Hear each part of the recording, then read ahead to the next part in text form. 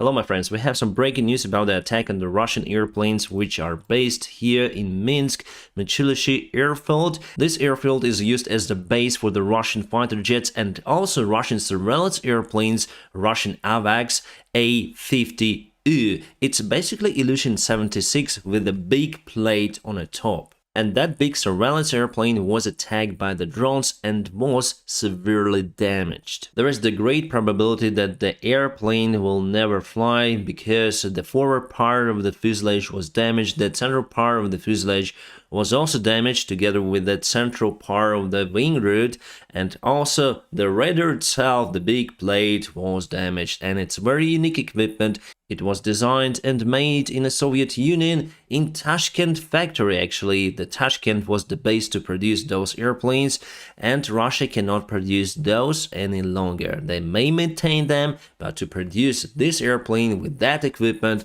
no, they can't. And this information was provided by the Belarus Gayun, which is kind of a reliable opposition resource in Belarus, but still we don't have the official comment from the Belarusian side as well as the Russian side, and probably they will not comment because the net worth of that airplane is $500 million.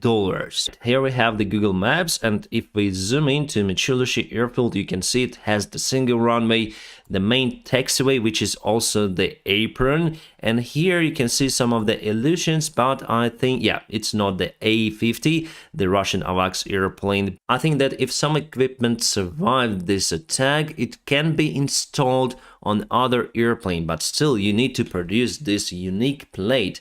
And how many of those AVAX airplanes Russia has? 9. And 6 of them are the modernized version, and 3 just were flying. One was usually flying in Crimea, the other one on the Russian territory near to occupied Donbass, and the one in Belarus. Yeah, we may not see many of the airplanes on this photo. I wonder why. Because Russia uses also MiG-31 airplanes. Maybe they store them in the hangars to hide from the satellites. And also they keep the hypersonic missiles on the airfield, and they constantly launch some sort of the assaults on Ukrainian territory, presenting the threat for Ukrainian infrastructure. And this is the message from the Belarus Gayun resource. They reported the explosions that happened early this morning, and around 12 kilometers around the airfield were restricted for the public attendance. And there were lots of the militia and KGB representatives. Yes, Belarus still has KGB. And this resource reported the damage of the Russian airplanes. Then the messages start to appear that probably this airplane was hit. You can see even the painting is very bad out there, so those airplanes are quite worn out, but still capable to provide surveillance for the Russian Federation. Maybe it's the old photo or something, maybe it was damaged, and after a while they say it was damaged for sure. A-10, the Russian AVAX airplane. Actually, Ilyushin-76 is the nice airplane, just a little bit lag of the engine power, but they put like new PS90 engines, which are more capable compared to the old NK something engines. And Ukraine also has this airplane type in the army, but just the cargo transport version, not the surveillance one. So this is new, and this is the old paint job, basically Soviet colors.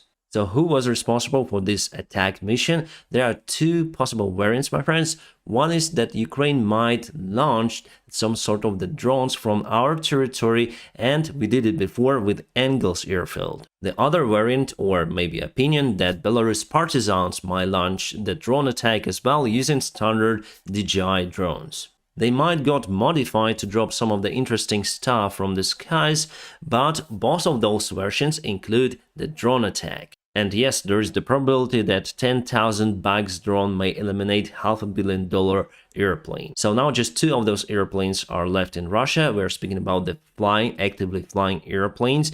However, they might use also the same types that are not flying for the spare parts, and they might create some sort of the new airplane, but still it's the huge loss for Russia because this airplane is very unique. So why this airplane is so important? Because Russia constantly uses it to identify our air defense systems, our airplanes, and strike their own cruise missiles. Then they launched this airplane near to Ukrainian border. They see the picture of what is happening in the skies over Ukraine, where the cruise missiles were shot down by our air defense, and also they may track their own air defense systems to shut down our airplanes. So destroying this airplane makes Russia blind. And remember, we spoke about the possible Russian massive aviation attack on Ukraine, and without this airplane they will never conduct it because they need to see what is happening in Ukrainian skies. And without knowing the air defense positions on the Ukrainian side, they will simply ruin their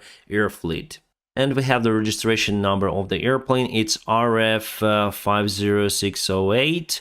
And it wasn't really painted from what I can see. It was flying like that from the Soviet times.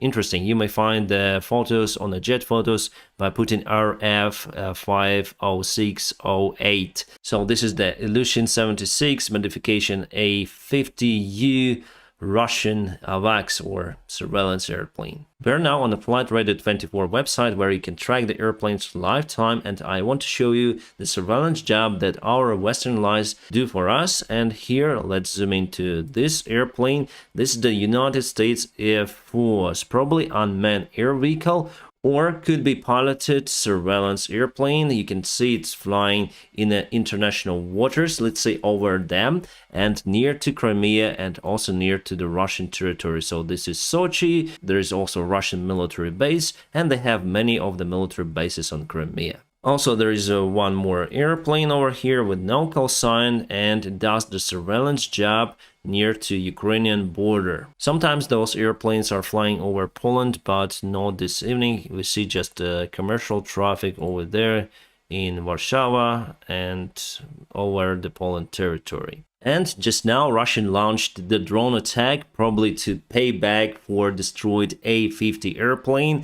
And you see under threat is the north side of Ukraine. And shooting has been reported in Kiev. That is our air defense working. And the effectiveness of the air defense rose significantly against the Shahid drones. Now we shut down almost 100% of them. And Russia has some difficulties with those drones because, according to the United States intelligence, Iran supplied them the spare parts, but those are not enough, so they're running out of the Shahids. You know that the Leopard tanks were delivered to Ukrainian army recently, and Russia already published the video of destroyed Ukrainian Leopard 2 tanks. It's very pity, but those photos were taken from Syria. So actually it is Syria.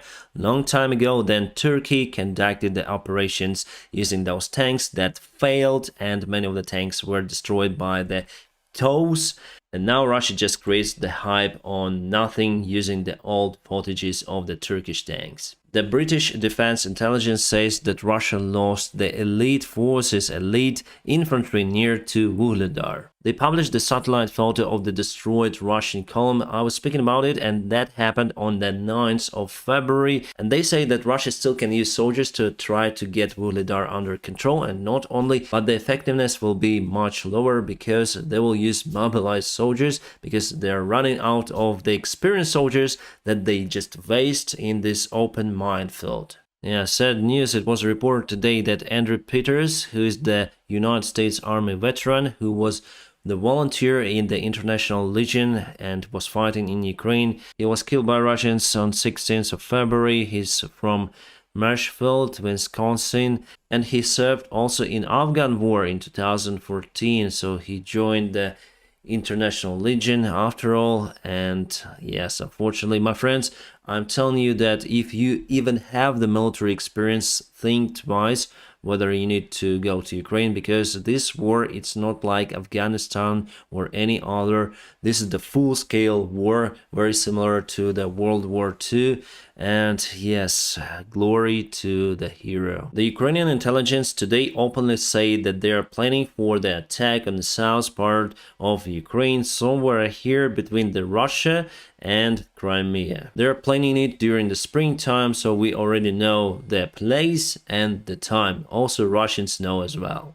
The Minister of the Foreign Affairs of Saudi Arabia visited Kiev today. He met with Zelensky and promised the help about $400 million. $100 million for the humanitarian support and $300 million for fuel. I think that fuel could be used for the Ukrainian army. And let's go for today's updates on Bakhmut, because that's the only point where we have some sort of the movement, not we but Russians, unfortunately. And we put our defense as hard as possible, but Russians today covered around half kilometer on the way to the city. So before it was like that yesterday, and today it is like that. The good thing that they were thrown away from Ivanivsky over here, because they were trying to get this road under their control, but they moved their forces closer to the city, so they just left the attempts taking these roads under their control and will have supplies for sure. I'm very happy about it, but there is the new threat that is very close to the city center over here, and we should put our defense also. And our guys are ready. We have some sort of reports from Bakhmut, from our soldiers. They say yes, the situation is difficult but not critical. The city is still under Ukrainian control. We continue to resist and cause Russians severe losses.